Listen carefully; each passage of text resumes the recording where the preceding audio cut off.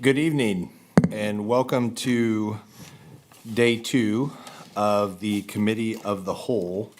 Today is Tuesday, September the 23rd, and all are present with the exception of Councilor Parker, which has an excused absence. We'll go ahead and we'll jump right into the department presentations, and first up is the Police Pension Fund.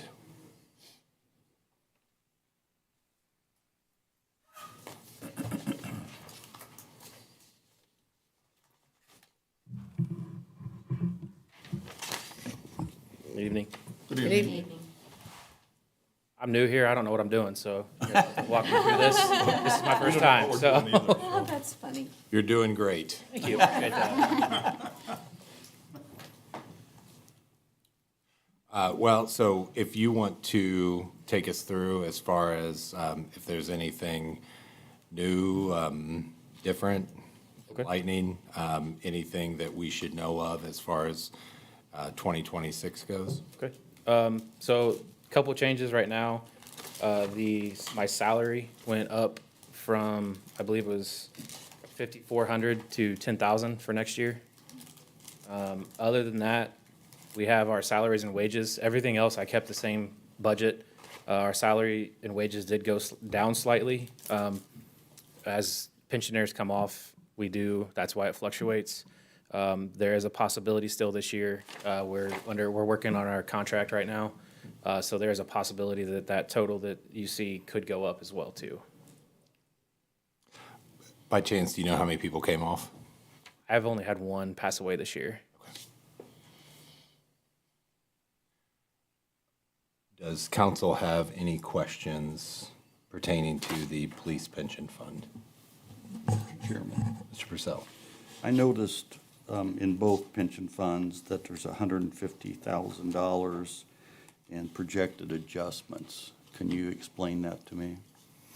Are you talking about it? Tracy, can I lean on you to explain that, please? Yes, sir. We had decided for both pension and fire that we are taking a reduction in the levy of $150,000 to help support the police department. Isn't that right, Beth? We did that for the police? The 300,000? Oh, it's for the park. I'm sorry. And actually, I do have a note. It says the parks. So we did that to help the parks because they really struggled with their budget for 2026. Okay, Tracy, can you walk us back then as far as, is this unrelated to the fire pension? I know we have police presenting, and then we talked about parks. It's actually, we took 150 from each because. Of fire and police. Because Okay. their levy, they have a generous levy, and even with Okay. using the 150,000 from each, they still have an addition to their cash balance. Okay, so 300,000 went to Parks Department? Yes. Okay. All right, Mr. Purcell, do you? Yes, so that levy's not limited in any way to its use? Correct. And this would only be for 2026. It would not be forward, I do not believe. It would not go into 2027 or in the future, just for 1 year. Okay, so it's not money that could go into maybe helping our police and firefighters in some way in their budgets? It's a possibility in the future it could be used for that, but not for 2026. Thank you. You're welcome. Tracy, is this standard practice? Has this happened before? Have we done this before? Yes, we actually did this in 2025. We used some levy from motor vehicle highway to help support the general fund. But not from police or fire? Correct. Okay.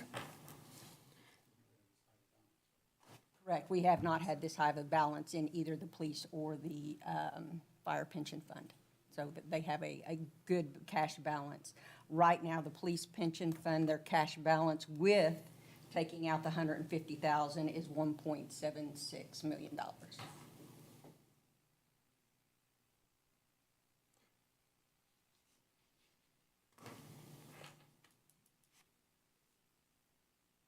Yes, sir. You have a question, I can tell. It just doesn't quite make sense to me as to why you would be taking money from police and fire pension. What was the purpose of the money to begin with? The money is part of their, through property tax, it comes through property tax, and then they also have a circuit breaker that affects that too. But over time, we have actually added to the cash balance.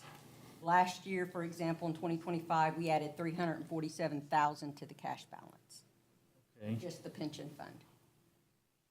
but what was the fund, what's the fund there to be used for that? What was the purpose of the fund before? That The line purpose of the item fund is for the police pension. to fund it? Yes. Okay. Couldn't you get yourself into a situation if the police needed that money? Well, this is not something we would do if their cash balance could not Right, sustain it. so Right now, we're there's $1.1 million with using the $150,000. We have more than enough to support that, yes. That makes sense. And fire, I believe,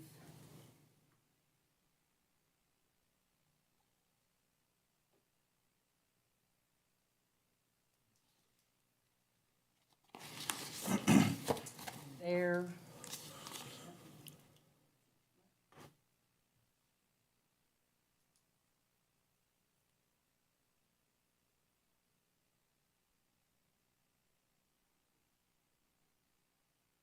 Any cash, I'm showing 531,000.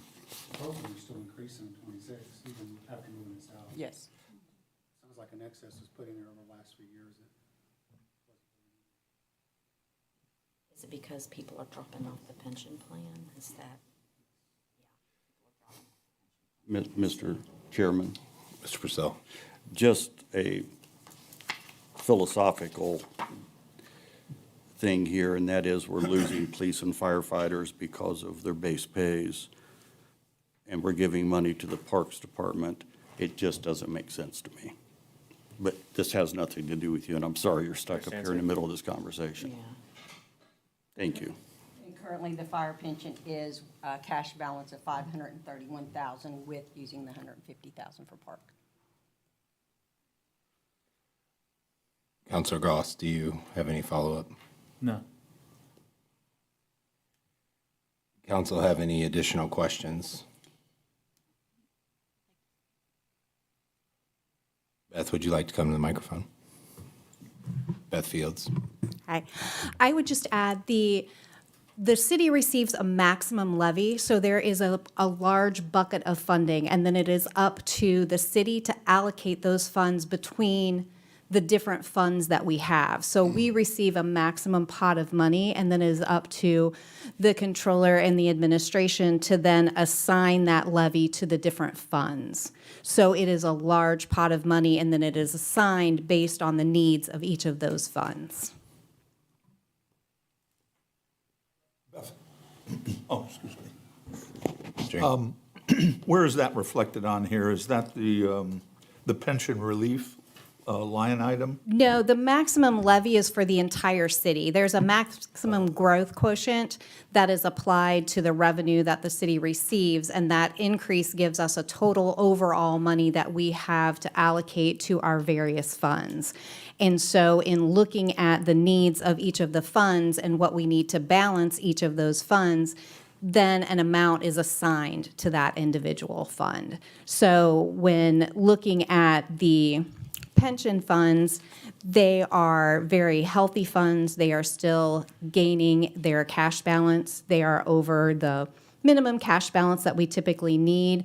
The Parks Department was, with their levy amount, they were not able to have that amount of funding there without some allocating additional funds to the Parks Department. So Beth and Mr. Engel, did you have any? Oh, no, sir. Okay. And just a question, if the maximum was requested from a pension annually, This is a maximum for the entire city. It's not a maximum by fund. So it's a maximum amount that's assigned to the city as a whole.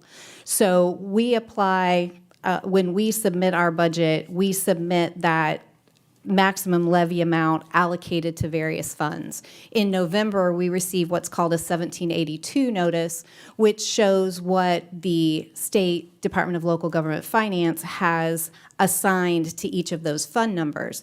At that point, the city does have the option to reallocate those funds if the amounts that have been assigned don't match with what we had requested, or if something new has come to light since doing the budget that we need to pivot and assign those to another fund. We have that opportunity when that 1782 notice comes in November. Mr. Chairman, Mr. Purcell.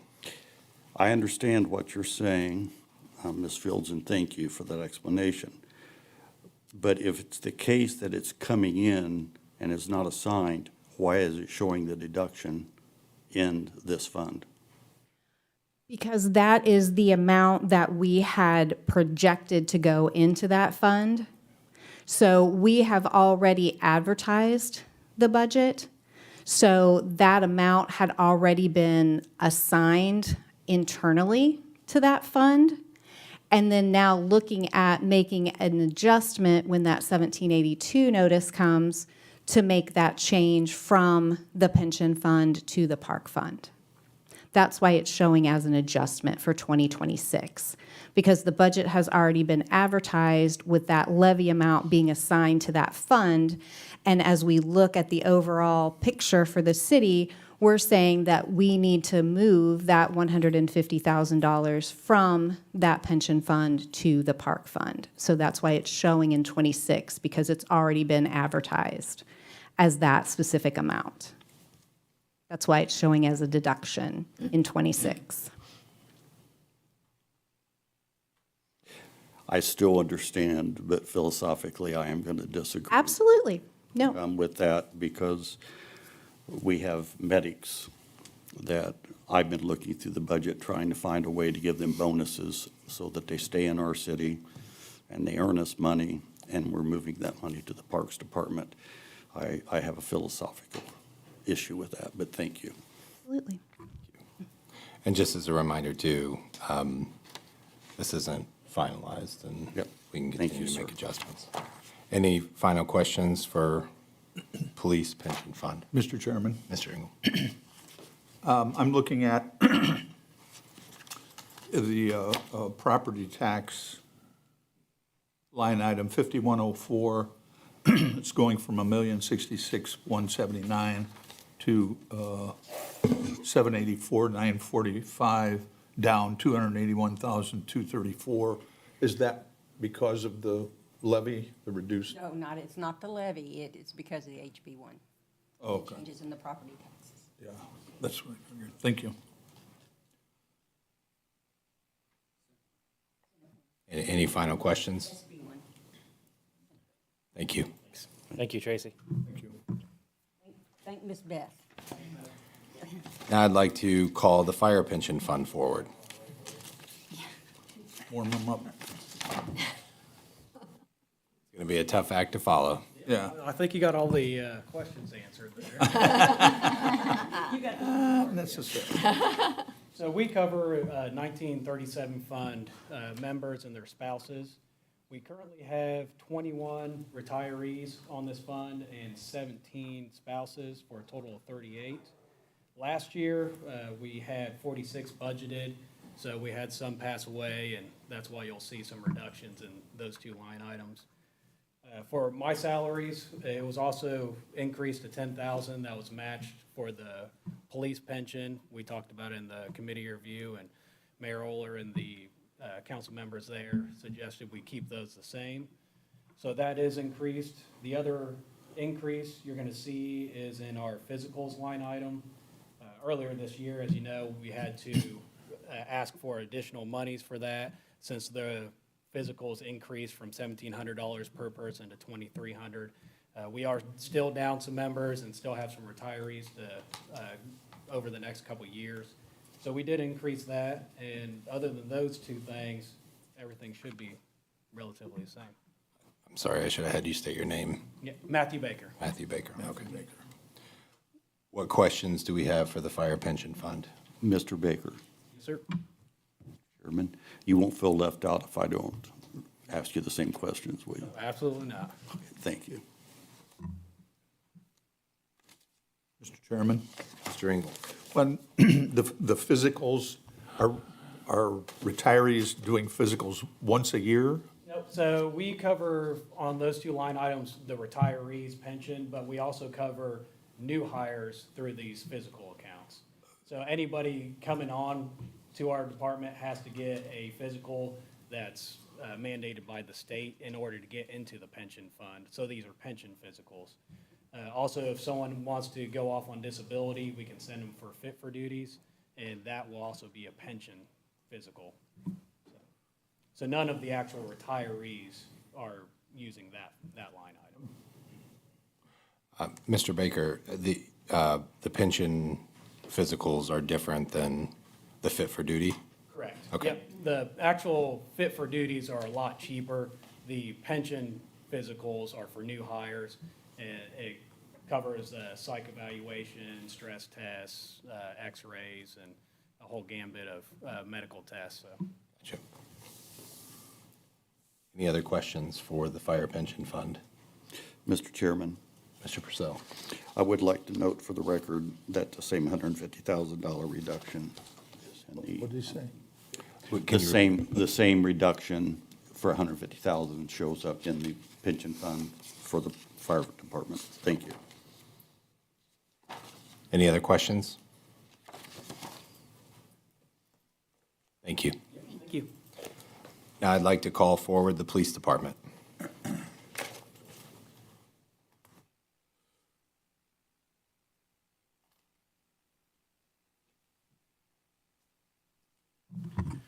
Thank you, Mr. Chairman.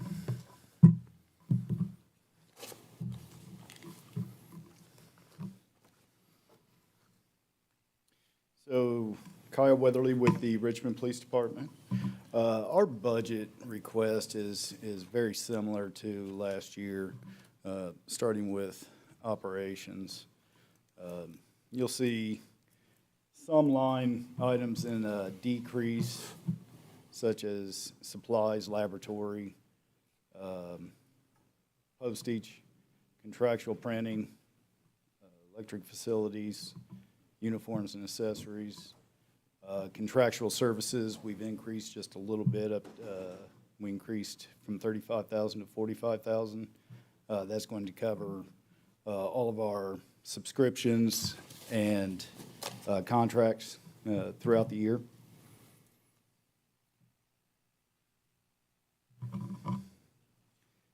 And some of those I have here for the contractual services. We have course in Heavenly Homes testing for public safety, which is the company that we use for hiring processes, promotional processes, and then some of our mental health providers as well.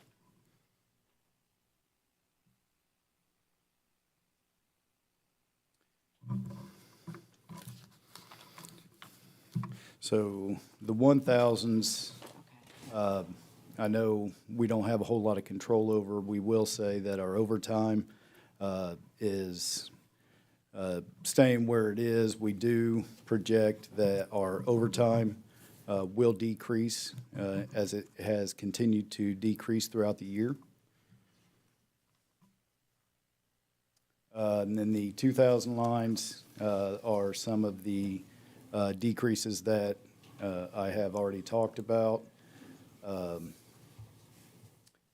It's also important to note in the 2,000 uniforms and accessories, that's projected to decrease for the simple fact that we are soon going to be fully staffed of 80 officers, which means that we won't have to make that initial purchase for uniforms and gear.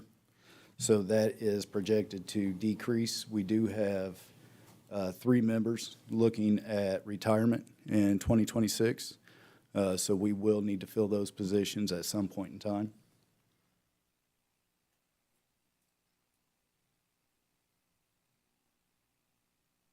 And everything else is essentially the same as the 2025 budget request. So I am open to any questions as far as that. What are the items that fall underneath technical services? Technical services, we have businesses, the services include West Publishing, which is a service that we use to do some background investigations, our performance evaluations, TriTech, VCS, which is what we consider to be what we call POS, that is our scheduling. Leads Online, which is another service that we use for investigations for stolen property. Warrant Builder, our investigative services use that to simplify the warrant request process for different providers such as Facebook, Instagram, Twitter, all the companies that are very difficult to get information from. This helps them speed that process up with the needed language from those providers with the needed language from our courts. So that's included in there. We've got some service for the drones that we are expanding. Lexipool, which is another service that we use for investigative purposes. And then McLaughlin, another service that we use for investigative services. What are some of the items in the contractual services? Again, those are Corson, Heavenly Homes, Public Safety. We are able to get rid of what we refer to as the Drug Task Force rent. We are no longer in that Hawkins Road address, so we have gotten rid of that. And then listed here is psychotherapy. This is projected to go up for the mental health services for officers.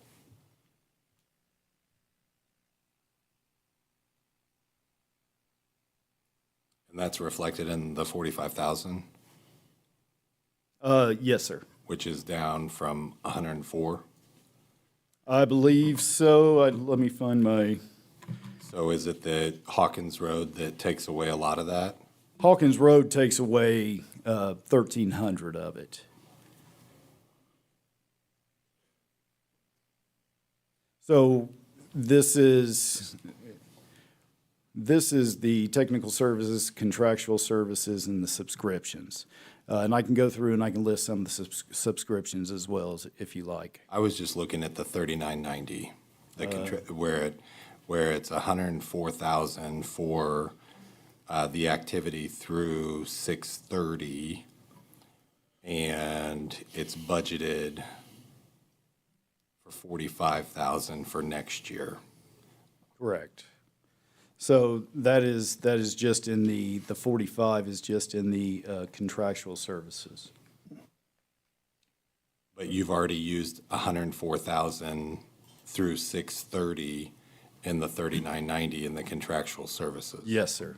So What's the reduction? what's the reduction in that? There's going to be things that we are not paying for this year, which we know through many of the media outlets that the lawsuit was paid for through contractual services.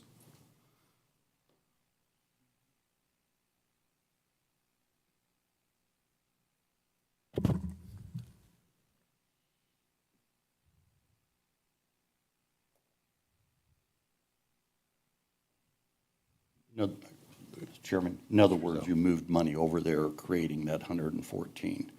Original budget was only 30. There was some money moves, yes, sir. 35,000 initially. Yes, sir. Okay, thank you. Are you finished, Mr. Chairman? I am. Do you, Chief, I have a few questions, if I may. Yes, sir. The increase in investigators of 160,000, is there a specific reason for that? We did add an additional investigator. The additional investigator would go, and this is being worked on through the contract as well. During negotiations, we are moving from 11 to 12. Very good. And I had a question on the, excuse me, on the overtime, but you've explained that, and the fact that in 6 months you'd spent 305 and you're only budgeting 300 for next year. Correct. And Major Dahl has done some research into the overtime itself. In 2024, we had 10,402 hours of overtime. We projected that it would go down in 2025 with the hiring of additional officers, which it has. And to date, when I say to date, September 1st, we have 8,039 hours, with a difference of 2,363 hours, which is a 22% decrease. So with that decrease, that is additional officers that have now been fully trained. Our staffing is at more manageable levels. We do have 3 officers in field training currently, which are expected to be finished with that training November, December timeframe, if all goes well.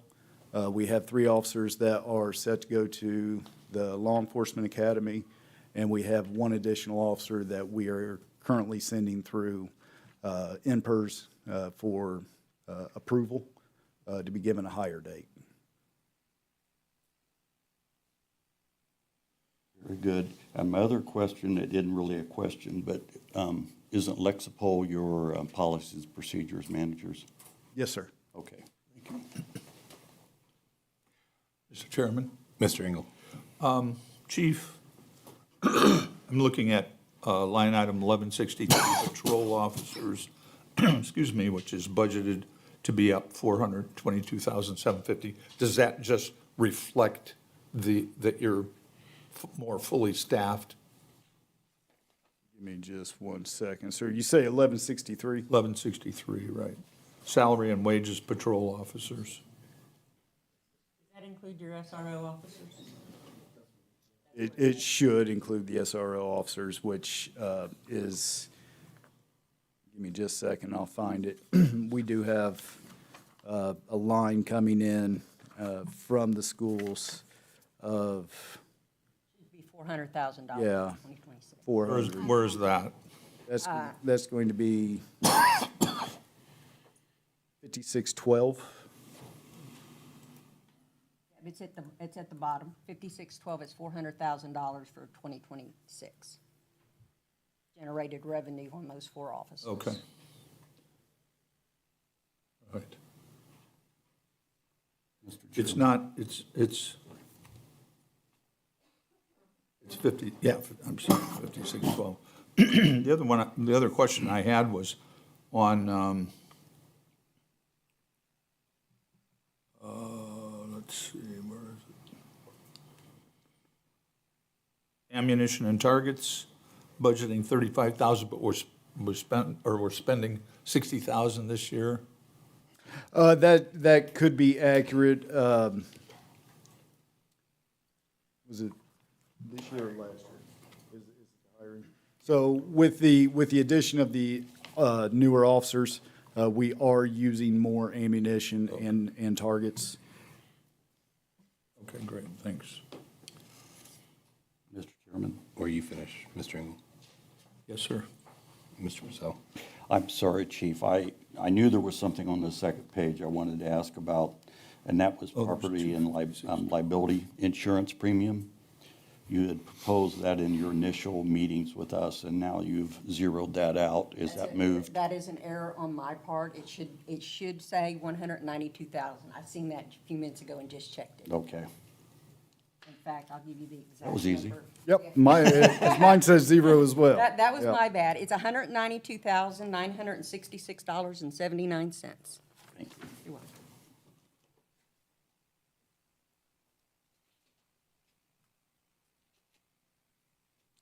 Any other questions from council? Just a general comment, I still think we could gain on purchasing power through all the departments together. Hearing none, we'll move on to the capital request. Or, excuse me, animal. Animals, yeah. Excuse me, animal.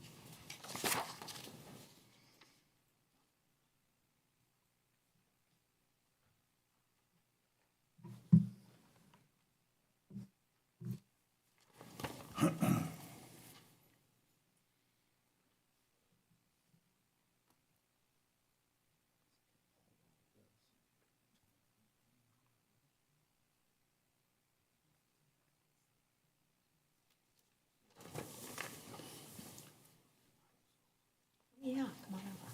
You have it, or do you want me to do it? Small.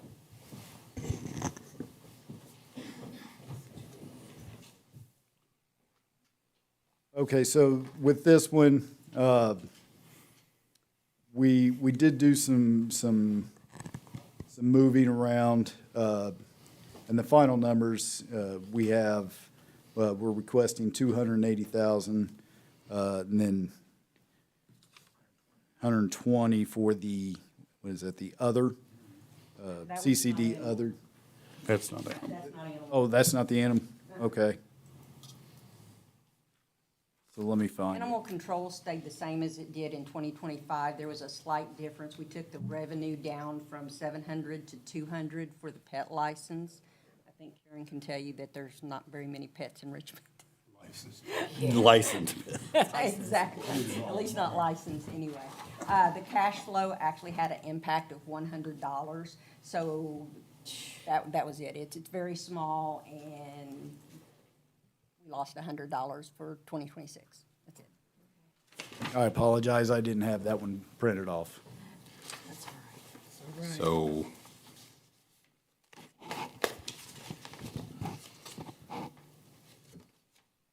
if we're losing money, We lost revenue because of the pet license. what questions does council But have? everything else remained the same. Mr. Chairman, Mr. Engel? pet ordinance violations, do we collect a lot on those, or?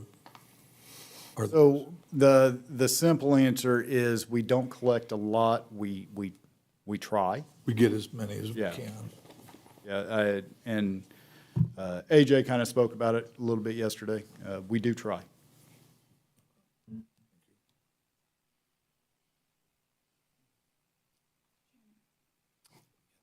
Ms. Taylor?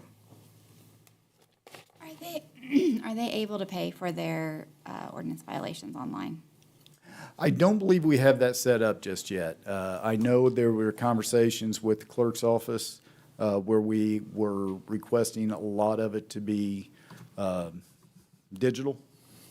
We do have it built into our ticket system to where we can just write a digital copy and it'll be submitted to the clerk's office.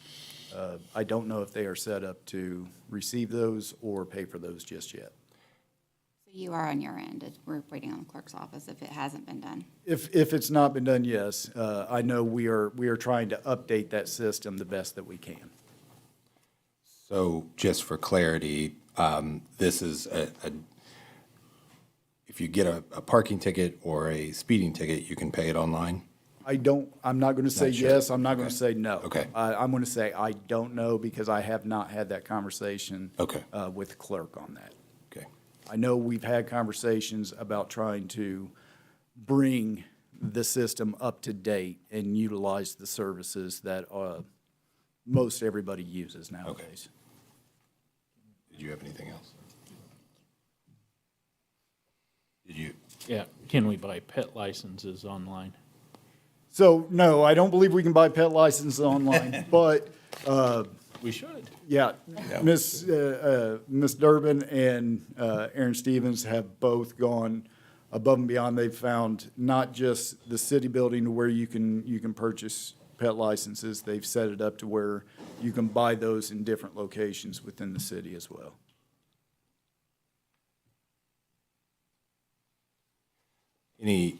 Any final questions on animal? Mr. Chairman, Mr. Engel? how much are pet licenses? I think they're $25, if I remember correctly. It's a function of the clerk's office, and it varies whether or not the pet is spayed or neutered. And that's all I remember from registering mine.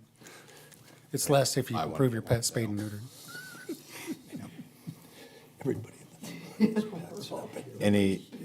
Any final questions on animal? Not my dog. All right, now we will go to leaf. What are we on? Next one in the line.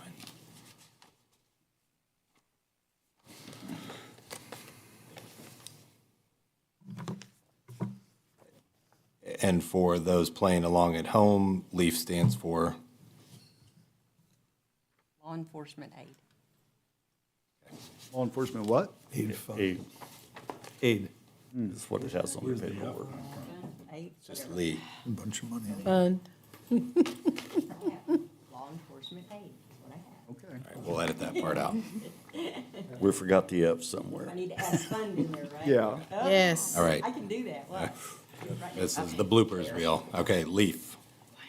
Yeah, Tracy, do you want to go ahead and get started on this one, and I'll find the paper on that one, because I don't know that I have that one printed either. Okay. They got a bunch of money. Let's see here, on Law Enforcement Aid Fund, they get a miscellaneous income from the state. Sometimes it's for gun permits. I believe we got $29,000 recently on gun permits. We get from the state. And nothing has really changed. In fact, we had a decrease in internal affairs expense. I don't know why that was there. It's never been used. so- That went away. All right, thank you, sir. So currently, we have an increase. Bring the cash balance up to $143,000 due to the miscellaneous income revenue.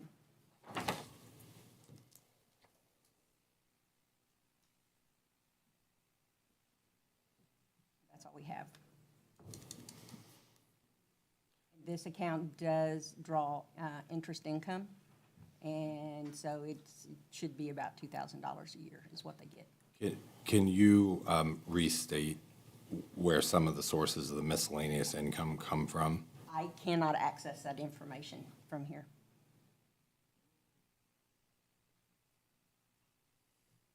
So it's a fund that gets money from somewhere, and it has $2,000 worth of interest every year and is spent on. There is actually nothing listed for an expense currently. And what is the current balance? The current balance for that fund is $143,560.16. Are there any restrictions of use? Not that I'm aware. What questions does council have for LEAF? Mr. Chairman, Mr. Engel? I'd like to know, what's it for? Or I mean, what does the LEAF officers or LEAF does? Is it drug enforcement? So it could be a number of things. It could be monies coming in from firearms licenses, because we still do get a little bit of that. It could be monies coming in from LexisNexis, where we are getting money for crash reports. So it's probably just small funds like that are coming in. We don't actually use those as expenditures. Okay. So the money is basically just sitting there? Correct. I can't get to the detail. Any other questions pertaining to LEAF? Mr. Chairman, Mr. Purcell? I think this question was answered, but there's no restrictions on expenditure. Not that she knows. Okay, thank you. Any other questions on LEAF? Okay, moving on to continuing education.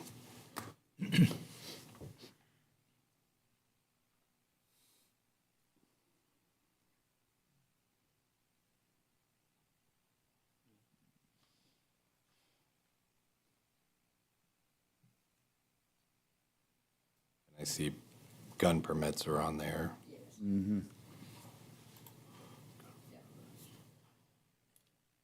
That's the 29,000 we actually received. It was deposited on 9/4, and we get that once a year sometimes. The state doesn't guarantee that we get anything for gun permits. We get it when it shows up. Some also go into LEAF as well. We don't do many gun permits anymore. I'll get a handful every couple weeks. It's few and far between.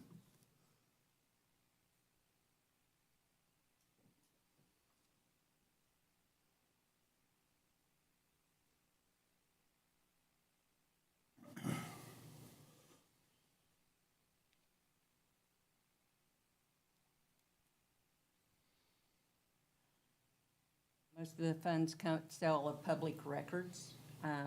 That's LexisNexis, if I'm not mistaken. They pay us whenever a person asks for public records, they pay LexisNexis, and then they reimburse us.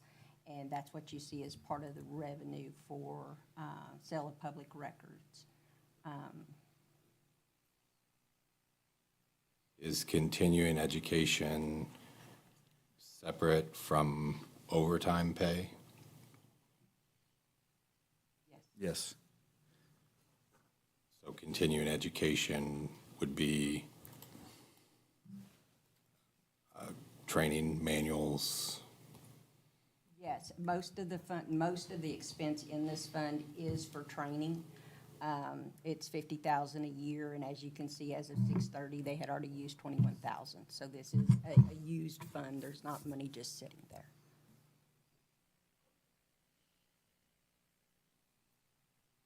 So does council have any questions on continuing education or comments?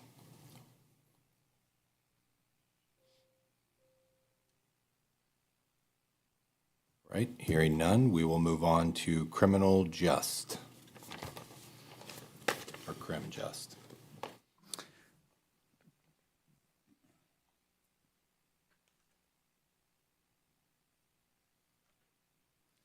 So there weren't really any changes in this one as far as the criminal justice goes. It's all pretty much the same, if I remember correctly. What would supplies in criminal justice be?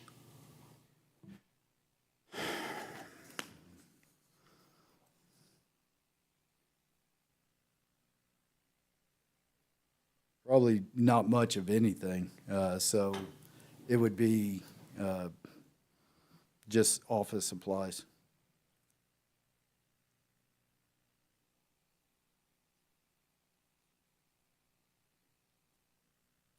And this sounds like a silly question, but this training in criminal justice is different than the training that we just discussed in the last? All training is all law enforcement related. Any questions as it relates to criminal justice? Mr. Chairman, Mr. Engel? we're not doing, excuse me, we're not doing Operation Pullover. No, we are still doing that. Okay. But there's nothing in the budget here. Is that budgeted somewhere else?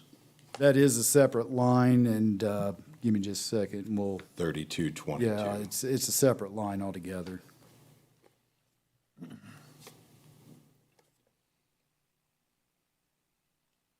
Operation Pull-Up, yeah, it's 3222, right? Yeah. Let me see. TUA task force. there's, Will we But need, there's- will need money in that? there's no money in there.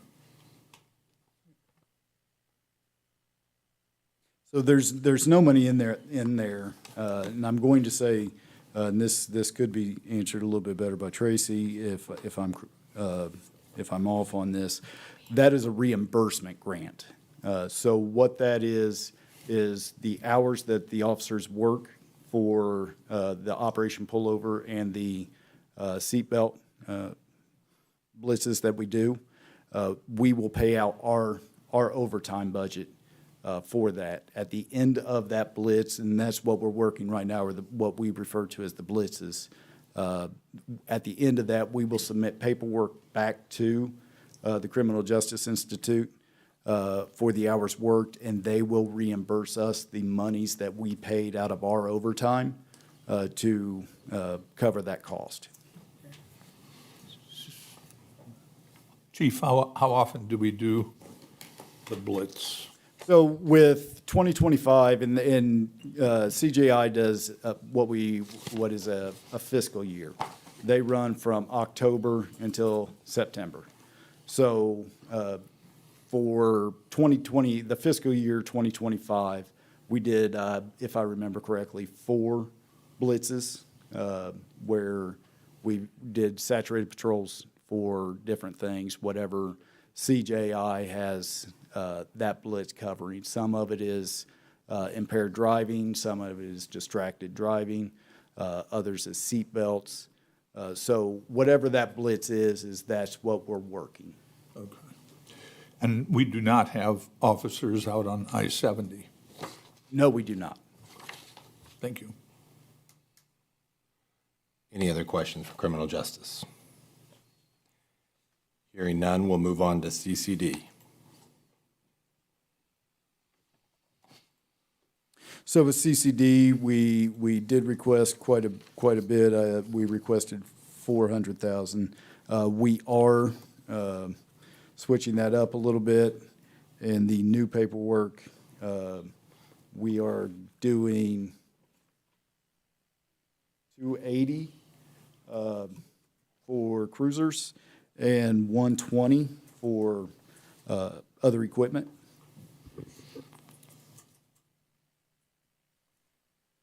What is other equipment? So other equipment is going to be lights, sirens, all that good stuff. As it relates to the cruiser? Yes. Yep. That way we can outfit the police vehicle. How many cruisers is this? So this is going to be roughly 5. That will be needed in 2026? Correct.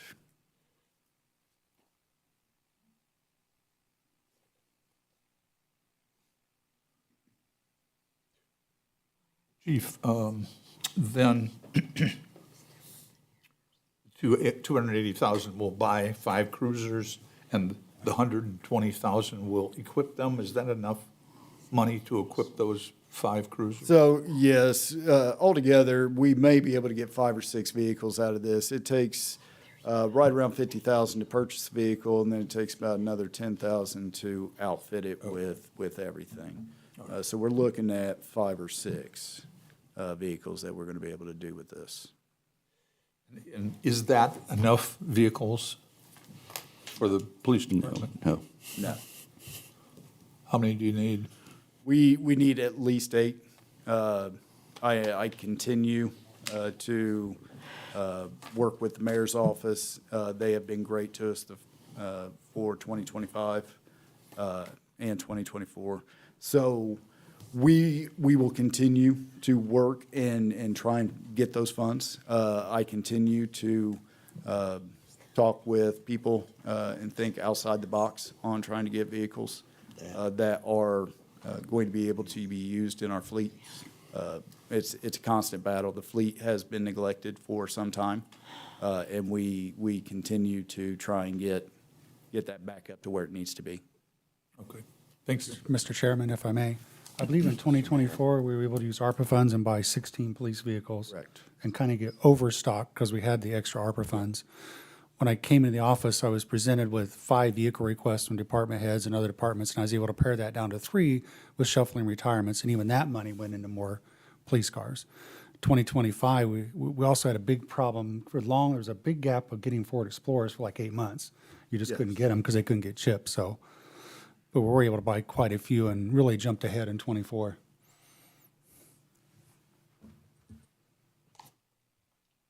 I do have a question, if you don't ma'am. mind. Some of the extra money from pension, can that be used for something like this? Because you have. I haven't looked at the restrictions on what that can be spent on, so I don't know if that's something that could be spent on that. I would just personally think if it's part of the police department, that it would be used for police. Since it was used for parks, I figured that it could be moved to help with something like this. It could be used for the police department. Yes, thank you. Okay. Mr. Chairman, Mr. Purcell? I know, Chief, you and I have had this discussion before on the rotation of your vehicles, and from the start, you've always said you need 8 a year. And getting ahead doesn't help tremendously because you still run into a situation where they only last so many years. That just increases the need that year. I still support buying 8 a year for the police department and would like to see that funded as a proper rotation of your vehicles. Thank you, sir. And I do appreciate that. And yes, we were able to do wonderful things with the mayor's office in 2024 and 2025. We do have a problem. We are fully staffed and we'll need at least 80 police cars. We didn't have that coming in. So we continue. We have some that are on its last leg that we keep putting Band-Aids on. So we need to make sure that we are doing our part as far as making sure that we have vehicles that are safe for the officers out there. Yep. And we support that as a council. All right, thank you. So what number are we at right now fleet-wise? How many cars? Fleet-wise, yeah, 90s. Yeah, and that's everything. Including trailers? That's all that's on our fleet that we consider fleet. And that does include what we refer to as pool cars. Those are just extra cars that we have down at the garage for when one of ours is either in an accident or needs repaired. Yeah, now how many of that is cars? Yeah, as far as that goes, I would have to get a number for you. Okay. We could look it up in our records system Yeah. and get you an actual number of cars compared to everything. Yeah. So I can get a number to you. Mr. Chairman, Mr. Purcell? how many years of frontline use do you try to get out of a car, Chief? So we try to get 5. And these are not driven like everyday cars. They are run hard at times. There are idle times. So it's a little bit harder on the engines. So we try to maintain them the best that we can, keeping good service records. But they are ran a little bit hard. So we do try to get every bit of service year out of it before we have to put it down to either be a pool car or go to auction. Thank you. Any final questions on CCD? Mr. Chairman, Mr. Engel? we do not have motorcycles or bicycles. We don't use those at all. So we do still have bicycles. Officer Stevens is in the process of trying to get the bicycle program back up and going. Now that our numbers of officers are back up, that may be more of an option for the warmer months. So I know he is going to training. I don't think he's been yet, but I think it's his training lapsed because they just hadn't been used. So I know he was going to go for recertification. So we do still have bicycles. They're just not being used at this time. Didn't we at one point have those three-wheeled motorcycles or whatever you call them? Yeah, those were gone prior to 2024. I recall having a conversation, and those, I believe, were leased seen at it for a at one point in time. Okay, But they are gone. thank you. Any other questions for CCD? Hearing none? Thank you. Thank you. Thank you.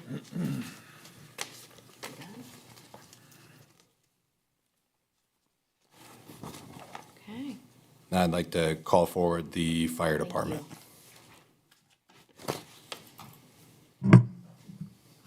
Thank you, Chief. Yeah. Very welcome.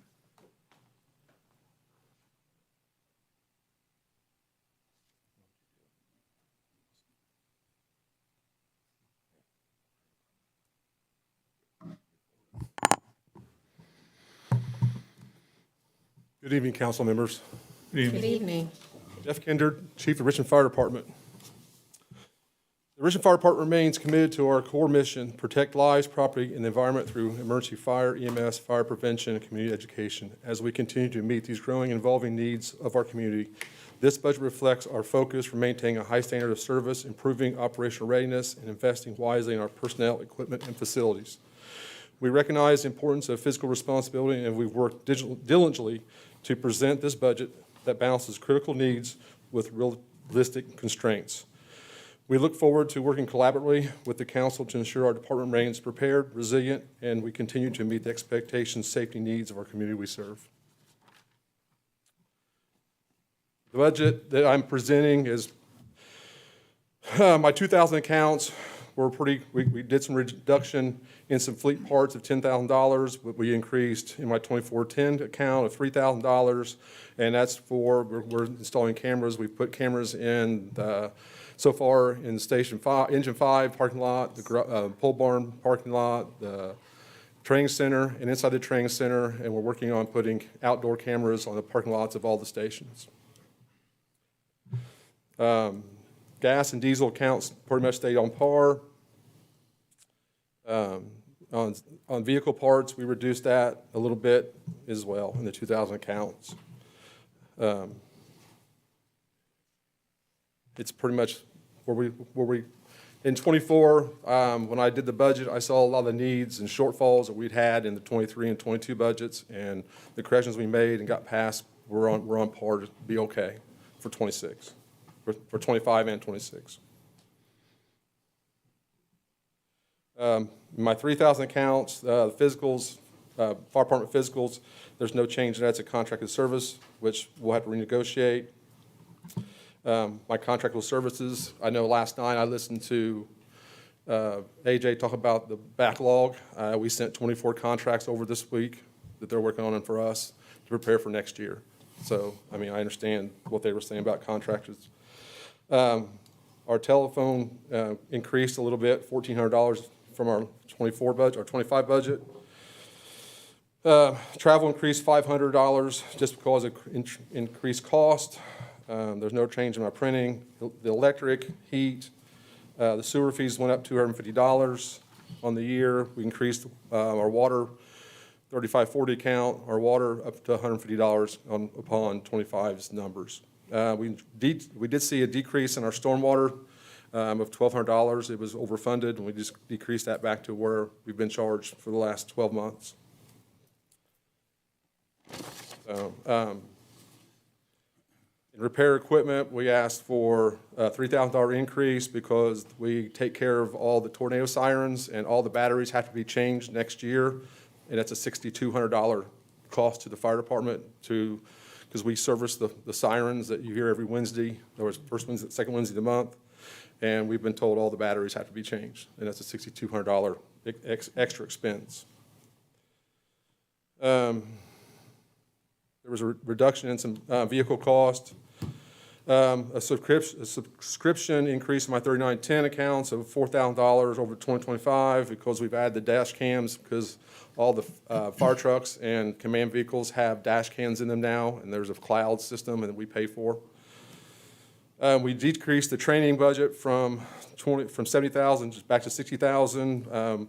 We spent a lot of money this year on training. We just graduated 15 new hazmat techs, 15 new rope techs, and confined space has been done. I still need water rescue, divers, and outside training I need instructor 2-3s, and also other trainings that we need to send out for investigators because we're so new. I figured out by the time the end of this year, or first next year, I've hired 27 new members since 2024.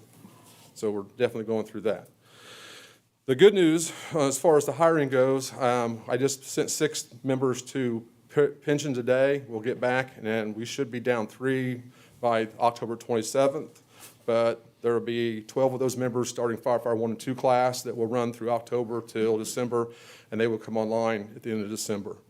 And then I expect there's 3 members in the drop program that we've not sure if they're extended yet for next year. And so that puts me down about 6, but right now we've got 53 applications upstairs that we're working on. And our physical agility test is this weekend for those folks to get through the agility test part of it. So that's my 2003 accounts and out of the fire side. As far as overtime goes, last year we budgeted for a little over 1.5, and that was reduced down to 1.1, and we're on par probably to spend the 1.5. Next year with the full staffing, we think that the 1.1 is a better number, and we're hoping that by May of next year we're fully staffed and trained. That's fire officer 1 and 2. I've got 9 guys. I got to go fire officer January 1st. I got to get fire officer through those 9 guys. I've got 7 guys in medic school right now. So that's the good news stuff. So, but that's out of the 2,000 and 3,000 accounts. You guys got a question about those accounts? So the $275,000 reduction in overtime is because you're fully staffed? I think by next year, early next year, we will be fully staffed. Like I said, at the current trend that we are, like I said, I've hired 6 in the last 3 months, and I've got 6 through pension today that just got sent off to pension. So they're going to come online on the 27th. Now, they won't come on they'll come online and go straight to training because we've not put them in the system yet. They'll go straight into the training. They'll be firefighters, but in training for their 8-week firefighter 1 and 2 class. And the first 6 that come on have already, 4 of them have already went through their EMT school. 2 of them are at OFA right now in EMT school. They'll come back in October. So we're trying to strategically get this thing all in the right place and training, and it's a juggling job right now, what we're dealing with. So we're currently looking at 630 numbers, and the contractual services. Which one is number? 3990. What are some examples of what would be in contractual services? So it looks like you budgeted 155. Yeah. And to 630, you had spent 71. And we still haven't paid, oh, here, I got it, that's right here. Our ESO software comes out of that. It goes up about 4 or 5% a year. I think the bill was $46,000. We're budgeting for almost $50,000 for next year on that. Our Central Square, our Lexipol, our dispatch software, our contract services with the city attorney and all the things that we do with him, all of our insurance for our drone team, Chief Moore ladder testing, our SDB maintenance contract with them, our pump testing contracts come out of that because we have this all done annually. I think I looked at this number today to see how much we had left, and I think right now that's already spent. It's not on your system yet, but it has been marked. We have about $17,000 left. Finish the year. You mentioned dispatch and kind of a stupid question. none of that is the same software that No. others? No. No. Is it still current that the fire department uses joint share of the IT person that the police department uses? Well, that right now, because in the last union contract, he was, in the 24 contract, he was not part of the contract. It was a position created before I became the chief. And there was another separate contract, because he's still a firefighter. That person was still a firefighter, which is covered under the 1408 contract. But he had a contract outside the 1408 contract that he was shared with RPD, and RPD was supposed to pay half. They paid 1 month, and it never happened. So since he's in the union contract, since he's in our contract as a non-exempt employee under his position, we're ending the contract. We've talked to Tracy and Finance to make that position 1% above a lieutenant for rank, his first pay scale, and he will be our sole IT person. And I have enough work with Lexipol policies, and we want to digitize our department. We're trying to get away from paper and start digitizing our records, and I have enough work for him, for us, with all the other things that he does, because he's the backbone of us. I mean, he's very important to us. So the police will no longer use him. And then does he have any collaboration with our own IT department? Yes, yes, they're in communication, and every But time. not under, he's a firefighter, not a, Right, he's under our umbrella as a firefighter. It's a firefighter position, but he does communicate with IT very well, and they have a pretty good working relationship. And we've had meetings with Tracy already, IT Tracy already, about this situation, how to make this, because when he goes on the system, you know, there has to be communication. yeah.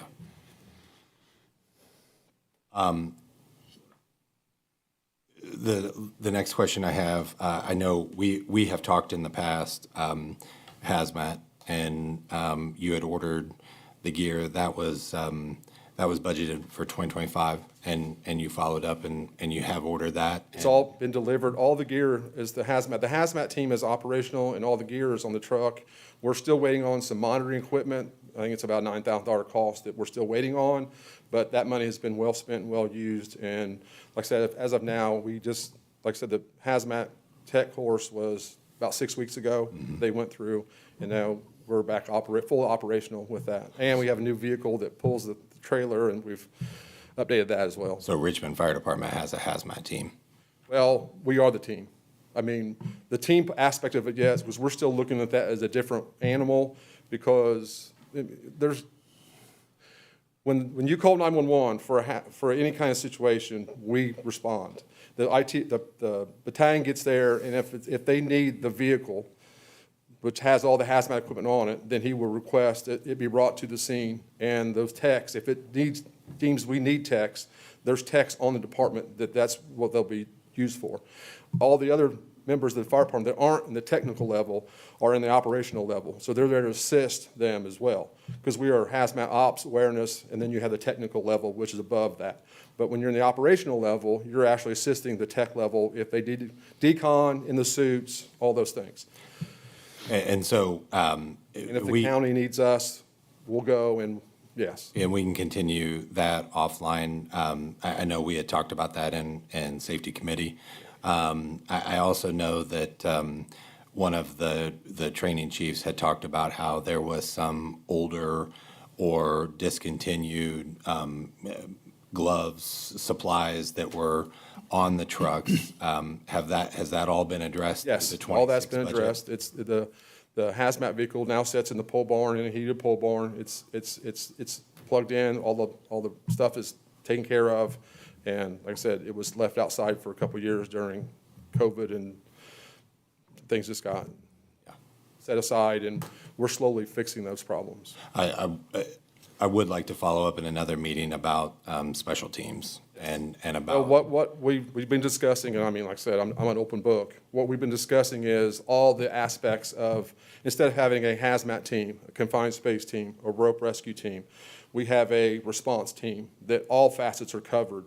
So if they do need, they all come, because like I said, a hazmat situation still may need rope and recs because of the situation they have to go into. So you'll need a rope team there. You know what I mean? we're looking at ways to expand on that, but we're just not there yet. Yeah. What questions does, How many of the firefighters have been trained in the hazmat? We have 15 techs now. 15? Yes. So what you're talking about is doing cross-training with rope. Well, a lot of these guys are doing, because we train with ropes all the time, they do all the training with ropes, but some guys are certified. So if they have to do a rappel off a building, you know, there's certain certifications and harnesses and all the ropes and all the stuff. There's technical things that they have to do from a technical level. So, like I said, and that's what the extra training has been for, is to get, you know, we all have baseline trainings, but it's Right. when we go above that, that's where this training is at right now. and I think, Dr. Wright, that Safety Committee needs to continue diving into that as far as the teams go, ropes, water rescue, confined space. Confined, yeah. I mean, I'm right now working on training, getting instructor for dive for next year. That's one of the things I'm working on. But swift water rescue has changed. There's prerequisites that they have to do before they can go to swift water rescue. So there's a lot of steps that we have to go through to make sure we're doing all those things correctly too. I know we had talked in the Safety Committee meeting about we had the wrong kind of, we being Richmond Fire Department, had the wrong kind of rescue boat. We have, and that thanks to Belden, because when I come upstairs 2 years ago, we were going through finances, and we found that there was, out of the $100,000 donation from Belden, there was still $17,000 left in that account, and we used that, and we bought a 14-foot inflatable metal deck rescue boat that's transportable. They can lift it off the trailer easily. They can pull it through 3 inches of water. It's got a 30-horse motor on it, and it's very mobile. So we now have the right Yeah. boat. Yes. We got a boat, We got a boat. get a Navy. What other Hey, questions? we've been hard at it. I mean, everywhere we can find it and scratch Very for it, good. we're doing it. Very good. What other questions do we have for fire? Mr. Chairman, Mr. Engel?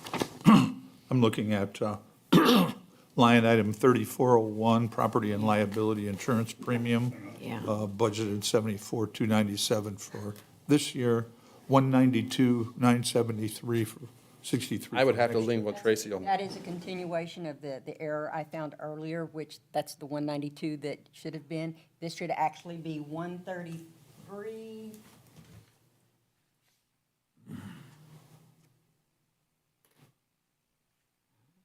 $133,650,144. There's still an increase, it's just not as much. So Tracy, it's going from 74 to 133. Yes.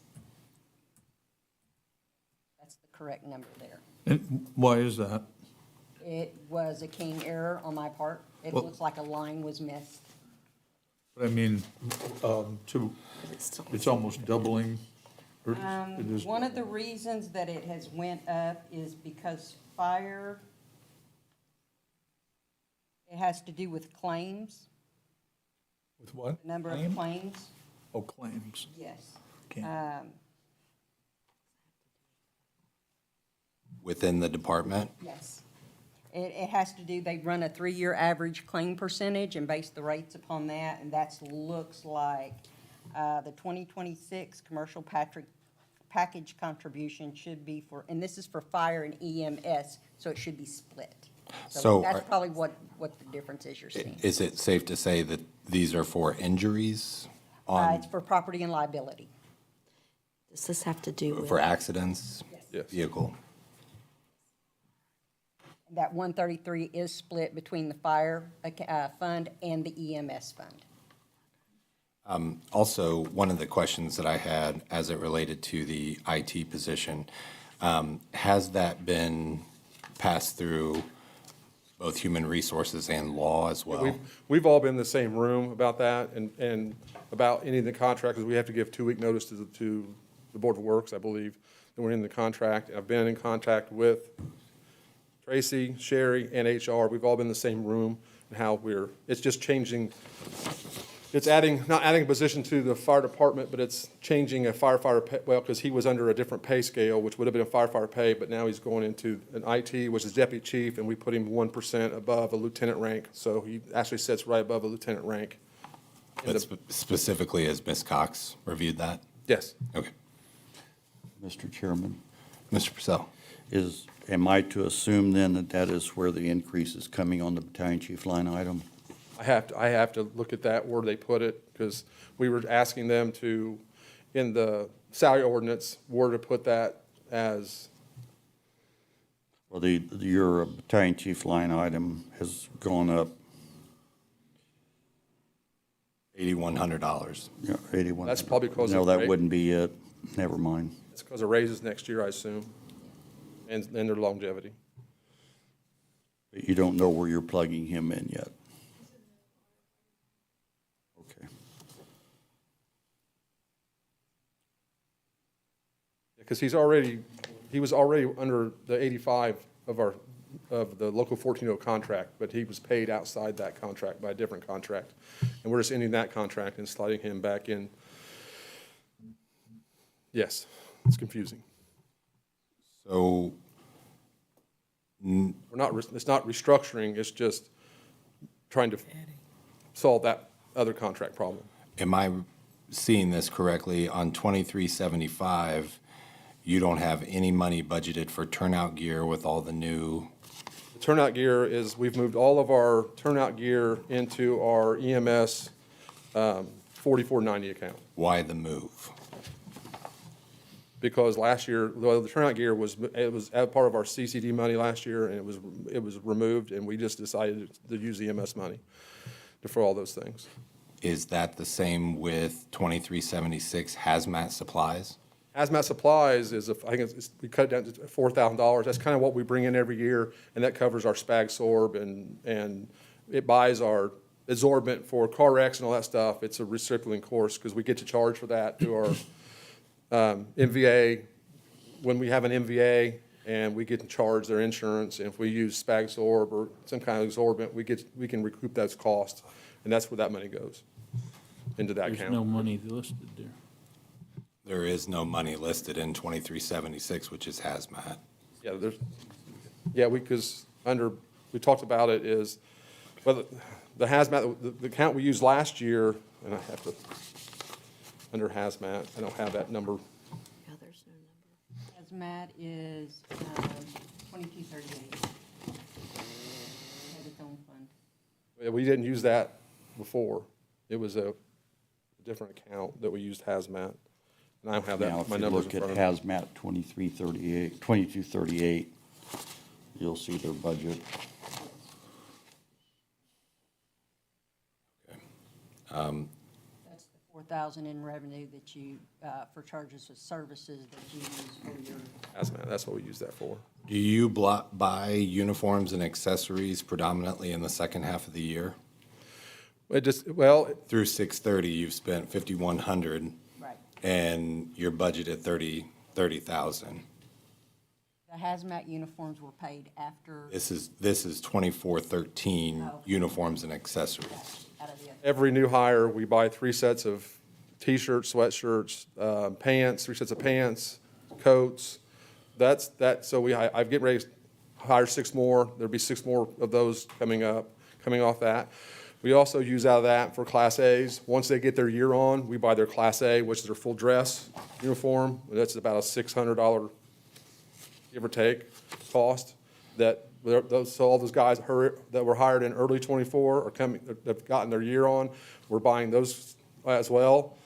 We're trying to, since we've had a big turnover of people, we've trying to take some of the Class As and restripe them to fit firefighters, but if they don't fit, we have to buy new. So I'm confused because if you said you hired a lot of new, and through June 30, you've spent $5,100 out of the 30,000. So did those new people not get? Well, I haven't got the bill from, because our battalion chief, our battalion chief that manages the Class A uniforms, he's the one that gives us the cost if he has to order them. So when those costs come, he sends us up. We just haven't had, I think he's been trying to recycle some of the Class As to save money, but I haven't dug into how many he has to order for now and the rest of the year. But I do know we're getting ready to hire, the 6 new will start here in October. We'll be buying 3 sets of everything per person, and those cost too. Do you need, I am confused. Do so you don't need the 30,000 for 26? Well, I do, because next year, when we're in 26, all these people who was hired in 25 will get all the Class A uniforms. But are they just walking around with nothing on? No, no, there's their fire department uniforms that we give them, But you 3 said pair of t-shirt pants, and 3 sweatshirt. shirts, all that stuff. Yeah. But then, once they get a year on, they also get acquire their Class A, which is our full dress. That's the hat, coat, tie. Right, and you just haven't been billed through June 30 for? Not yet. I'm still waiting, because like I said, as these guys get their year on, which we're getting guys getting their year on, they get their Class A. I just haven't had him tell me exactly how many Class As we have to, if he can recycle some. Because even we recycle, we have to send them out and take stripes off, change buttons, colors. Sure. All those things. There's cost to that, which goes out of that fund as well. That's, I'd like to know who the supplier is, if somebody who gives you the stuff and then doesn't bill you. No. Well, yeah. It's a pretty good deal. Yeah. But I haven't looked at that exact account, because that's, I mean, the uniforms, no one's, when they don't come to me and say, hey, we're out of money in that account, you got, like I said, I watch it, but that's not one of the top accounts that I'm paying attention to every day. As, like I said, we're hiring all these people, and I said, even we hire this year, and then I have 3 openings plus probably 4 or 5 next year, it's 8. I know I'm gonna hire 8, right, probably out of the top next year as well. So what can be done differently with the property and liability if for these other line items of $74,297, and then what's budgeted is $192,973, there must be either damage or accident of vehicles. I mean, that something significantly happened to where they would raise that premium. Well, in 2024, we had a total, an ambulance totaled. We've had, in 2024, we had a couple accidents in 2024. 2025, so far, so good. They have raised our deductible on the ambulances and fire trucks. And so we're aware of that. Hence, that's why we've got cameras and analytics in the trucks now, because it tells you how fast you're going. I mean, we can pay attention to all those things, and the cameras are a great training exercise, because we've caught 4 or 5 structure fires, and we get to see it happen in real time for them. I mean, not real time, but it's recorded time. But also, if they, if they're speeding too fast, we get notifications. So it's a way we can address trying to be a little more proactive with some of those issues that we're solving that problem. I mean, that is really significant for, We are emergency services, and we do emergency things. I know, Things we happen, might but need a training line for driving, possibly. Okay. What other question? Mr. Mayor, do you have something? I was going to say, just remember that's a 3-year rolling average, so there's a lot of history there. That's a lot of money. Eventually, it'll change. Yeah. Because those analytics with those cameras, it's pretty awesome. It tells you real time if they're speeding. You can tell them to slow down. Be careful. So in Any other 2 or 3 question? years, that'll drop a lot. I Mr. think Chairman, it's, like I said, Mr. it's a Engel. proactive approach in trying to, it's a 2-tier. We get. Sure. Because on the other part of it is too, also, the cameras do catch some things, that people can tell you something, and then you catch it, the camera, if you're out in front of the trucks and the ambulances, you catch stuff like that too. So there's no, there's no voice recording on our cameras. It's just video only. But and like I said, the battalions, since we've installed that in the last 5 months, I think we've had 4 or 5 good structure fires where they've used the analytics and the camera footage and watched and to do critiques, and uses the training as well.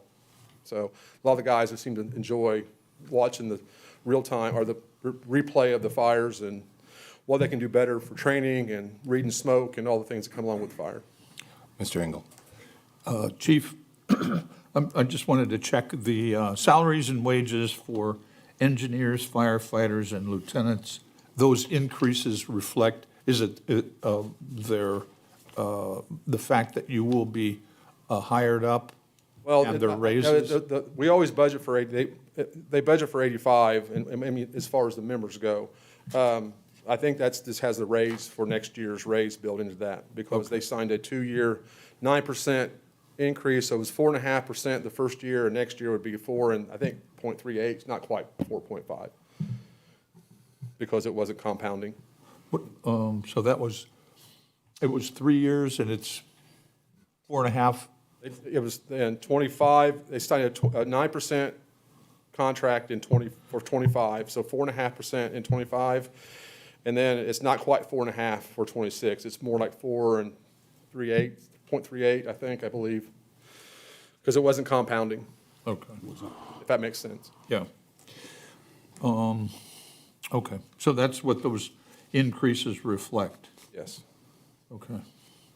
And then my other question, line item 1196, it says salaries and wages. It's 45, for next year, 45,643.52. Is that civilians? Without looking at it, yeah, I think so. I would have to ask. It is? Chris. Okay, thank you.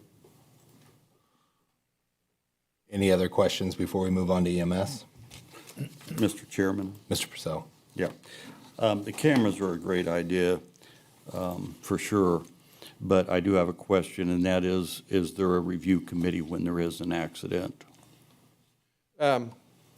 Yes, it's under the review board, but also there's, if an accident happens, Jamie's in charge of that right now.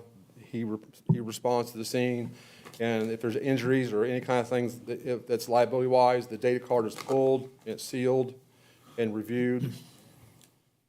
And if it's a police matter, it becomes evidence as well. So yes, that's what you're asking. Yeah. And as administration, we do review, we do pull certain videos just to make sure we're doing the right things on responses and stuff like that. So from the administration point, myself and the assistant chiefs and training chiefs and the EMS chief, we can pull video and make sure we're following the proper procedures and rules as far as our driving goes. And the safety officer also responds to those calls, Michael Whitberg. Yes. Any final questions? Mr. Chairman? Mr. Engel? Overtime, as of June 30th, it was 695, 620, 28. And you said we're on track to hit 1.5 Well, million? because we've been down 14 people half of the year, there's been enough salary savings, and some of that has been moved to cover overtime. But we still have 4 pay cycles left, and we've been spending about, I just checked yesterday, I think our last cycle was 104,000 we spent last cycle, which was down from 145 the cycle before. So, so if you figure another four pay cycles at 100,000 a cycle, we're looking at another $400,000 in overtime. Okay. And so you're budgeting 560 for next year? Right, that's out of the fire side, but we also are budgeting 583, I think, or 539 out of the EMS side. Okay. Okay, thank And you. our goal is, like I said, next year, hopefully that the trend's down, because it's been trending up for a long time, and we're hoping it trends the other way. And fully staffed, you still, There's always going to be a little bit overtime because of vacations and trainings, and you've got 9 medics in school that get overtime for every time they do a ride time. When they're on their time, we pay them to go through, when they're in hospital time, they're getting paid overtime. When they're doing their ride time, they're getting overtime.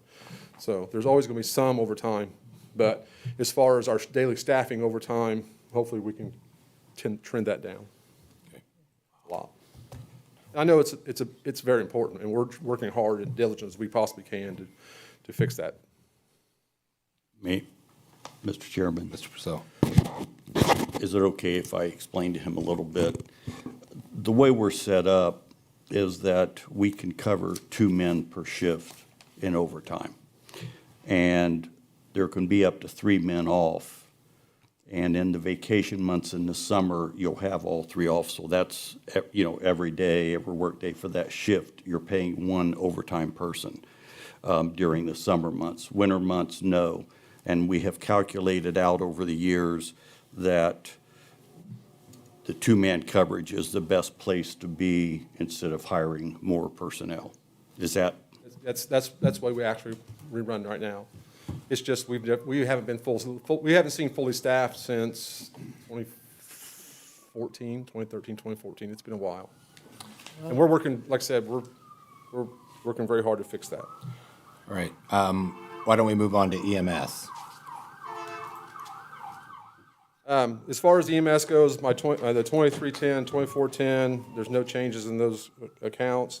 The 2411 EMS supplies, which that's the big one that,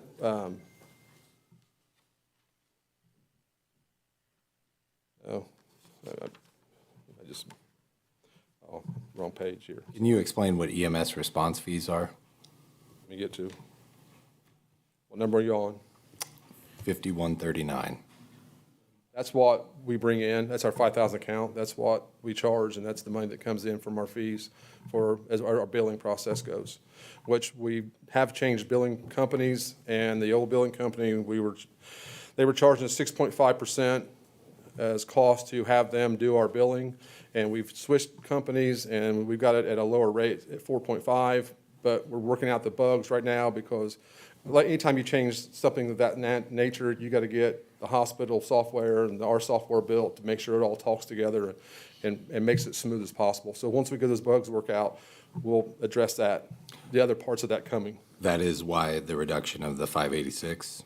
Well, there was because there was 2 months in there that when the other billing company contract was being ran out, they was going to charge us 8% for that 60 days, 2 months. And the other billing company stepped in and took over that, but they had to hold it up for 90 or 60 days. So we should be getting that, those funds should be coming and released. I mean, they held them until, because we're in that transition period from old to new, and there's still bills coming in from this side and this side trying to get them all here. And then, like I said, it's starting to change. It's there. It's just, it's not fluid yet. Yeah, I understand. If you know what I mean? It's just a software and timing and. Mr. Chairman? Mr. Purcell? But you're projecting a 586,000 decrease in income next year. No, that's not. Yeah. Well, that's not what, we actually. Into this. That's what you're projecting, $586,050.98 reduction. We actually in was income. projecting about a $50,000 increase from our last year's numbers. That's what I said, like I You're said. showing in '25 a projection of I can, about 4 million, and you're showing in '26 3.4 million. well, that's what we brought in for last year, was 3.4. Between EMS and MVAs was 3.4. So we based our numbers, because with the transition, we based the numbers on the same numbers for this year, but we expect another $50,000 increase in savings from the numbers, because our run volume is the same, and collection rates are the same, nothing's changed. Well, Hold on, I can- Why is the money changed? So, yeah, it should be increased. I don't know. so it should be $4 million. Yeah, Well, you're showing about 3.4 for this year, at the rate that you had collected at 6/30/25. And you say that there are about 2 months in there lost that'll be behind, that'll be slow. Correct. So Nick RBS, Chief of EMS. Good evening, everybody. Good evening. Good evening. So with MediCount, I believe that we collected about 3.4 million last year.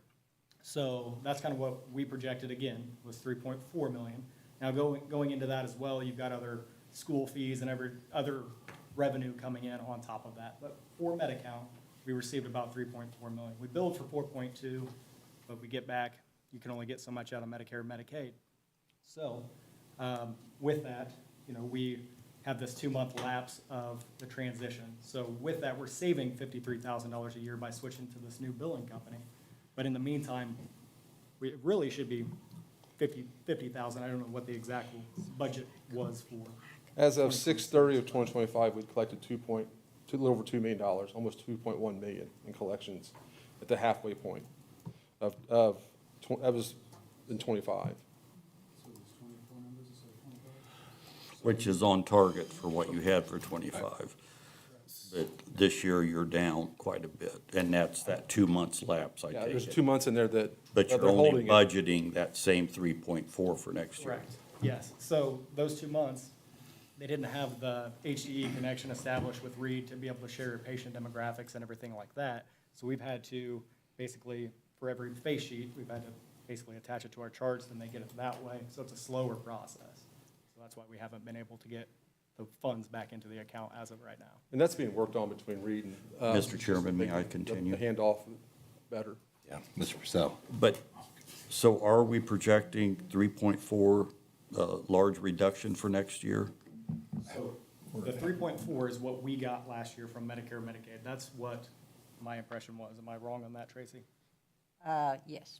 I was told the revenue, and I asked multiple times because it made no sense to me by using a new company, getting a better rate, that we would reduce our revenue. So I did ask multiple times. So the number And that was I giving the Yeah, this is- 3.4 as revenue, and you were solid behind it and said that's what it's gonna be, so that's So what it the is. 3.4 was what we were, the numbers that we were given from Medicare? Yes. Or, I'm sorry, from Medi-Cal. That's what the numbers, the revenue that showed. I don't see what you got in your account, you know what I mean? Like, Well, for 2026, you were projecting 3.4. It should have been more. Sure. Is what I'm saying. the number that we got from Medicare saying that this is what you profited was 3.4 was the number that we saw. So that's the You just carried the 2025 numbers over into 2026. plus the 50, 53,000 that we'd be saving is what the number that it should be. Okay. If I'm with, No sense. yeah. The 3.4 is with, I'm sorry, go ahead. No, go I've had enough. We need to move on. It's hard to do this with some inaccuracies. Let's move on with the presentation on EMS. Like I said, we were basing the 26 numbers on the 24 to 25 and 25, and we were just projecting because we.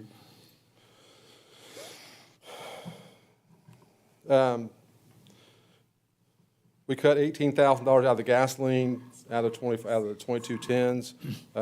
We noticed that once we started looking at it and at the price range they were at, it was the funding we could save there. All of our EMS and vehicle parts all our frontline ambulances are in pretty good shape, and our vehicles in good shape, so we took a $5,000 reduction there. In our 3990 EMS service contract, we increased $10,000. We're in the midst of changing the heart monitors that they carry, and those heart monitors used to be $45,000, now they're $75,000, so we're looking at leasing them instead on a lease payment. Can I go back to what I believe is 2210, vehicle operation and maintenance? That's where you pulled the fuel from? That's the gasoline for the ambulances. They run on gas. Yeah, so, but gas isn't necessarily going down. When I went through the numbers and started looking at it, our usage, it was. Less calls? Yes. Not less calls, it's just I think it was, when we looked at the numbers, and, because when I looked at, in the 24 budget, I went through the diesel and gas on the fire side. Sure. And it was underfunded there, but when I went through this again this year and I got those numbers, there was some savings there that we could save. The same amount of calls, Yes, but you over budgeted prior? yes. Okay. Please proceed. Mr. President?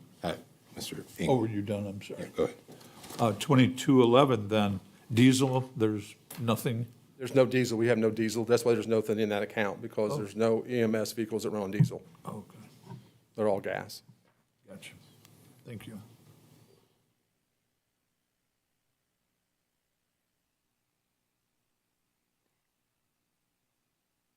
So, any other questions on EMS? Yeah, Mr. Chairman, Mr. Purcell? I noticed that there's intergovernmental charges again, and I've talked about this when it comes to our RP&L and our sanitary district. But I will talk a little bit more vehemently here because EMS already gives back to the city tremendously in that it buys capital equipment for the fireside. It subsidizes the fireside capital-wise, and that's by design under the model we're operating under. But I will not support continuing to take on top of the help and the finances that's already being given to the fireside and the city, of course, accordingly, and that we're freeing up all capital money for the police department, et cetera, and more cars, et cetera. I would like to see that 223,000 go to, once again, some type of a program to help give bonuses to our paramedics and to keep our people in the Richmond Fire Department here in our city. I went back to the last three budgets, and it's been 200,000 for Yep. at least more than 3 years I could go back to. Yep, that's not. And this year it went up Yep. another 23,000, so I have Yep. questions on that. And I've asked, I asked her what it was for, and that was, the answer was that they charge for our EMS program. Our, The intergovernmentals is set up for departments outside of the general fund to help support purchasing, accounts payables, accounts receivables, the clerk's office, everything that we handle throughout the city, it needs some support. So all the departments that are outside of the general fund contribute to the intergovernmental charges. All the amounts are different, and it's based on some percentages that was set long before my time, and they've just never changed. I believe EMS has had their intergovernmentals for a minimum of, I want to say 4 years. I went back 3 years, I could go back on the NA, and then I looked in the office, and the last 4 budgets I could find had it in there, so I don't, past that, I don't know where it started. And it's always been the same amount, it's not changed. And also our EMS fund, where there is interest, we draw off that, which is also put back into our capital money. So a question on that then, Tracy. Why not general fund for the parks instead of taking from the pension? Parks can have they contribute to intergovernmentals also. The 2204 account, which is the main account, they do have intergovernmental. Mr. Chairman, Mr. Purcell? which of these departments pays for over $1 million a year of equipment for the city of Richmond? I couldn't give you those numbers because I don't have them in front of me. No one. That's the point. The fire department pays for all capital equipment for the fire department, period. And to me, that's double dipping, when you take $200,000 in intergovernmental charges on top of that. How would that be? Especially when we've got, Mr. Chairman, you want centralized purchasing, and it's what we have. We have a purchasing director.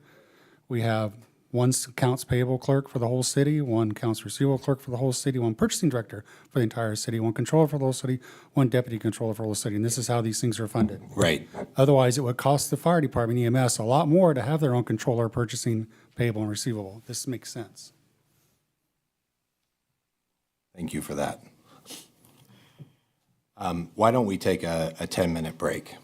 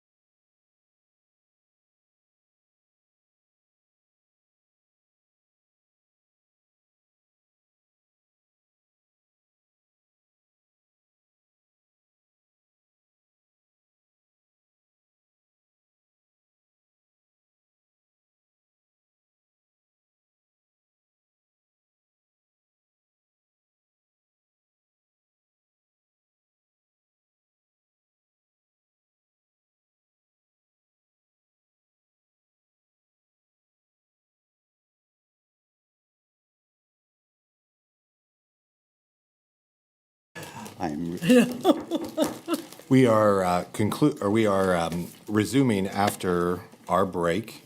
And right now, we're going to ask fire to proceed with the rest of their presentation.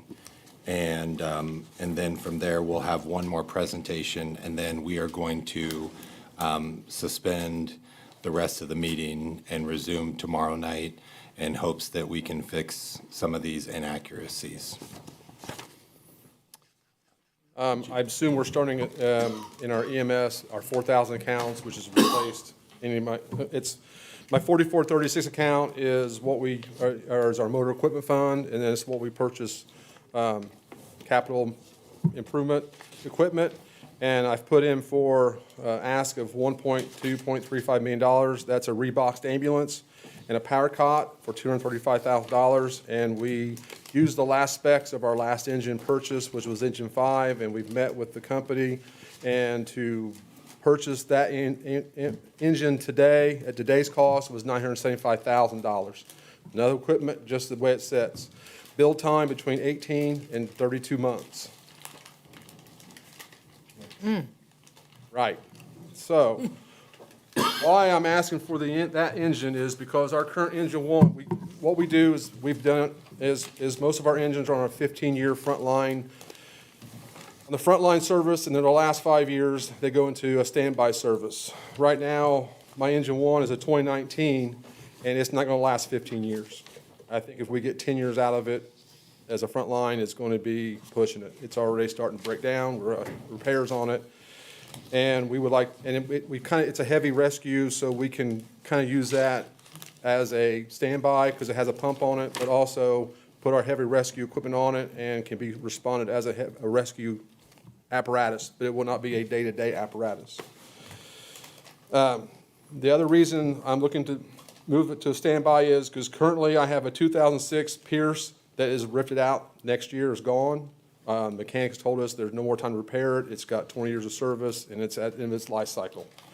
So that leaves me with a 2009 Spartan pumper, and I have a 2023 Fouts Brother.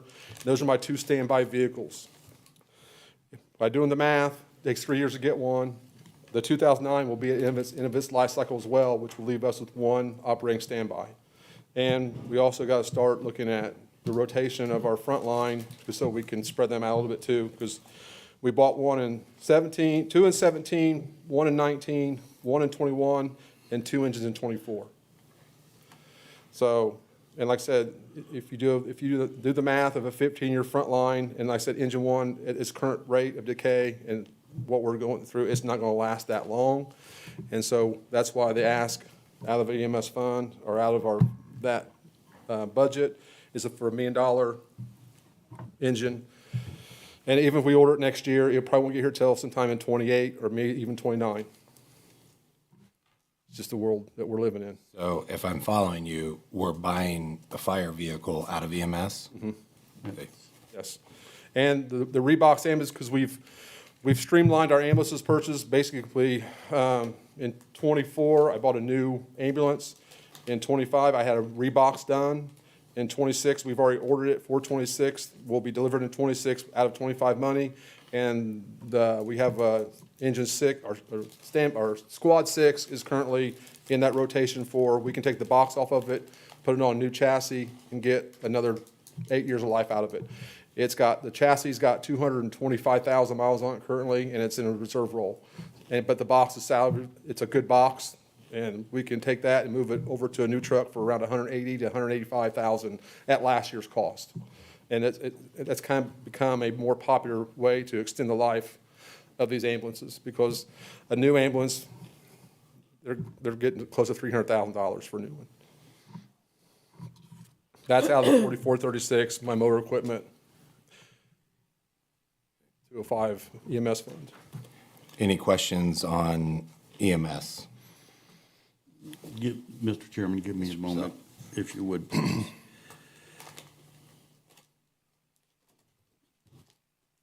I want to make sure I understand this.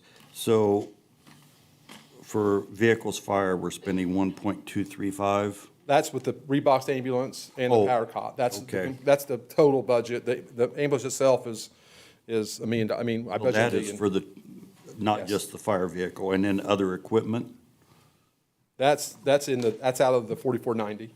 right, which is then 670,000. Right, but that's, the equipment for the new pumper, if we get it, that's gonna come out of that kind of account. A new extrication equipment. Since we've hired so many people over the last 2 years, they came to me and said because we're on 16 new sets a year of rotation of turnout gear. With all the hires we got to do 2 years of 20.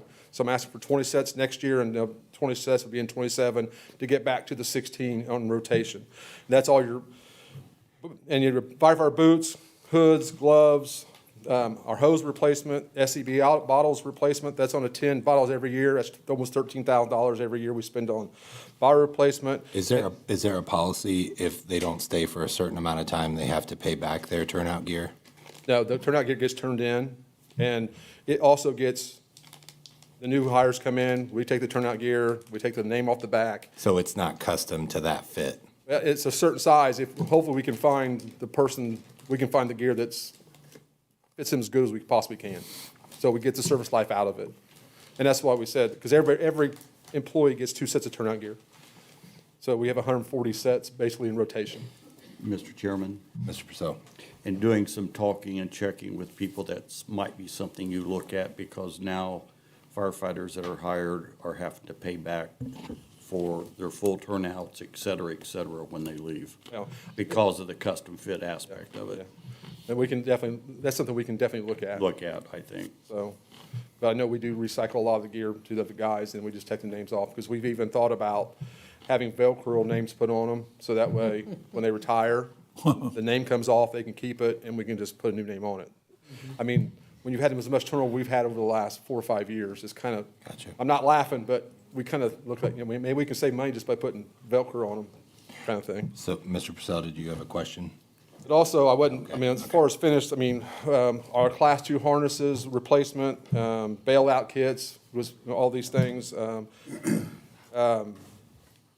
No, I understand now. There's a whole lot of, No, I know.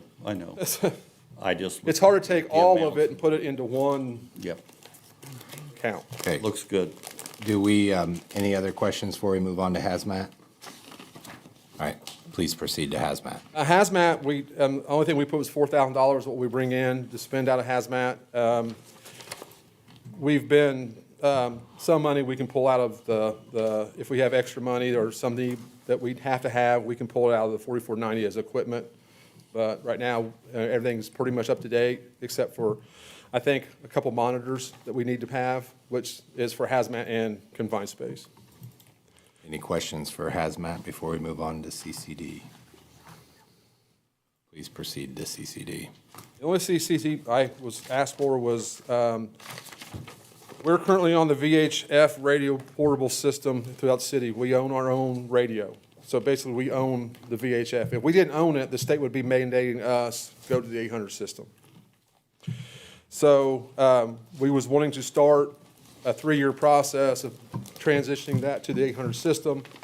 And we're working on trying to get a grant to help pay for it, but that's with the ask of $63,000 to start putting 18 portable radios in our frontline apparatus, which is, it's $54,000 cost plus installation is what is at. But in the meantime, we've started already with all of our new frontline. We have a new 21 getting ready to come in to service. It has the updated radio already in it, because the county, as of November, December, the VHF will be done with them, and they will go to the 800 system. Our hazmat vehicle that we just replaced has a new 800 system radio in as well. So if the hazmat team is called out, they can communicate with the people there through the 800 system.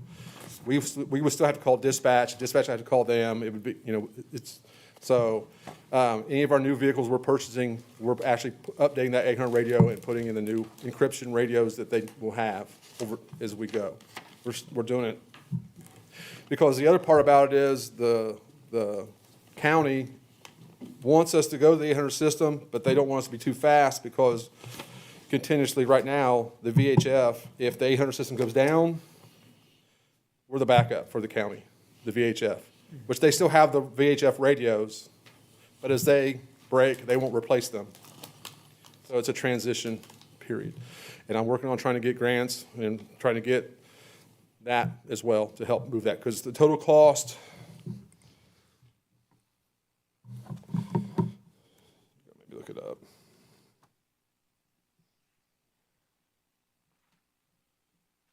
The bid I got to change us from VHF to 800, the new 800 system, $227,000 and $332.08. And that was in March 12th. And so you might as well say with the tariffs, add 20% to that now. So we're trying to do it over a 3-year period so we can spread it out and try to find grant money to help us do it along the way. Any questions of the chief for CCD? Thank you. Thanks, guys. Appreciate it. Thank you. One final presentation. We will have finance health with Sherry. I promise to be short and sweet. I've got the short part taken care of, especially compared to him. Good evening, Sherry Hemingway, Payroll and Benefits Administrator. So our insurance budget, our claims have been holding very steady for 2025. We've only had 2 months that actually hit 100% of budgeted, so we're doing really good there. But we are anticipating a 6.6% increase to premiums due to market trends and our stop-loss premiums.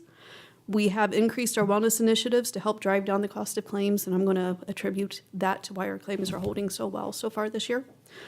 We are anticipating a 5.2% increase to dental and 2% increase to vision due to claims experience. So those are both fully funded, and we've had a lot, like 120% of what the expected claims have been, so they're increasing that on us a little bit.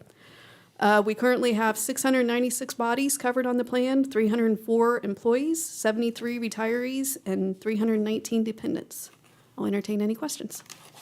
What questions do we have for Sherry? Mr. Chairman, Mr. Ingram? you said 696 bodies on the, how many employees? 304 employees. And what were the other numbers? 73 retirees, and 319 dependents. Thank you. You're welcome. Went fast through it. Any other questions for Sherry? Thank you. Thank you. So this will conclude our meeting. We will adjourn tomorrow night, hearing from sanitation, public operations, infrastructure and development, and strategic initiatives. Entertain a motion to adjourn this meeting. So moved. Second. Got a motion and a second. All those in favor say aye. Aye.